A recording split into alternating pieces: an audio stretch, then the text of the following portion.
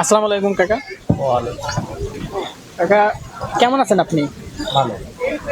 তো আমি একজনের কাছ থেকে শুনলাম যে উনি একজন ভাজা বিক্রি করছে, ওর কাছ থেকে শুনলাম যে এই জায়গা নাকি আপনার। তো এই জায়গা থেকে সবসময় এমনই থাকে? হ্যাঁ, এরকম থাকে। সাইডে ধরুন আবাদ করা হয়, তো মাঝখানে এটুকুই মানে খাওয়া হয় দর্শকের আমরা জন্য। জানি যে আসলে এই জায়গাটার নাম, মানে সবাই বলছে ডাকাতের ভিটা। তো মানে এই নাম হওয়ার কারণটা কি বলতে পারবেন চাচা? এইটা বলার জন্য নাই, কিন্তু নিজে এটা দাদাকে আমাদের বাপ দাদার আমল থেকে শুনে আসা আসছে ডাকাতের ভিটি। আর কেউ আর বলতে পারে না যে আসলে অমুক বসবাস করেছে। এখন কোন আমলি এখন করছে, সেই আল্লাহ পাক সেই যা, আমার আর বলার জন্য। ও, তার মানে আপনি বলতে চাচ্ছেন যে এই জায়গা মানে একটা নাম পড়ে গেছে ডাকাতের ভিটা, মানে সেরকম ভাবে হয়েছে। আসলে এর কোনো ইতিহাস নেই যে আগে। অবশ্যই ইতিহাস আছে, তবে আসলে তো সেই নামটা তার কেউ পূজা করে জানে যে অমুক ছিল। তো হয়তোবা আমি আসার সময় কিছু মানুষের কাছ থেকে শুনলাম যে এটা আসলে যে অনেক ডাকাতরা যে এখানে ছিল, তারা লুটপাট করে ধন সম্পত্তি হয়তোবা এখানেই রাখতো, এমন কিছু শুনতে পাইছি আর কি আমি। এইটা ধরুন আমরা সব শোনা, এটা গল্প শোনা, তা আসলে তো এটা চোখে তো দেখা হয়নি। ও, তো এটা আশেপাশে কি আপনার জমি না অন্যান্য লোকেরও আছে? এখানে আমার 2.5 বিঘা জায়গা আছে, সোয়া 2 বিঘা। মানে এই জায়গাটা, এই প্লেসটা সবসময় এমনই থাকে, তাই তো? এরকম থাকে।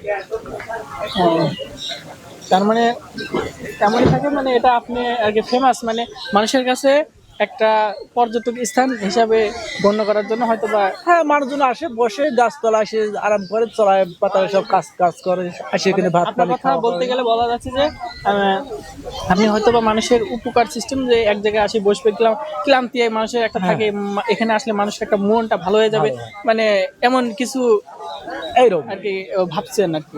এইরকম যে মানুষ এখানে একটা পরিবার সব সময় যদি একই কাজ করতে থাকে, একই কাজ করতে থাকে, তো একজন ফ্রি হয়ে ফ্যামিলি সহ এখানে আসলো, মনটা ভালো হয়ে গেল, মানে এমন। হ্যাঁ, এখানে আসলে পরে আসলে এই যে সুন্দর একটা বাতাস লাগতেছে, পানির একটা হাওয়া, গরম পলি পরে এখানে এসে একটা ঠান্ডা বাতাস পাচ্ছে, গাছতলা বসে রেস্ট নিচ্ছে, ঘুরে ফিরে চলে যাচ্ছে।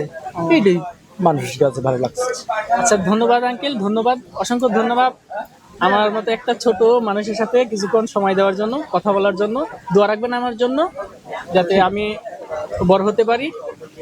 জাস্ট একটু দোয়া করে দেন তাহলে।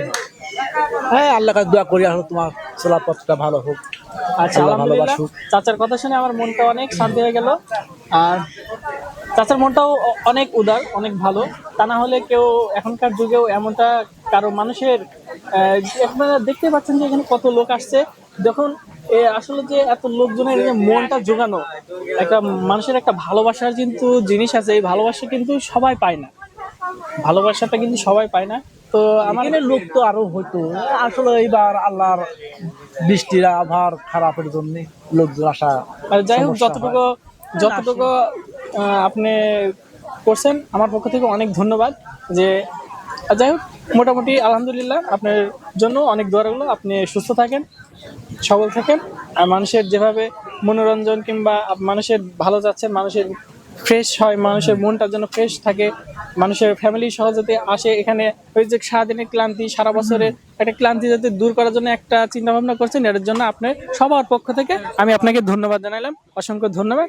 ধন্যবাদ, ভালো থাকবেন, সুস্থ থাকবেন। এ পর্যন্তই, আপনার ভালো থাকেন।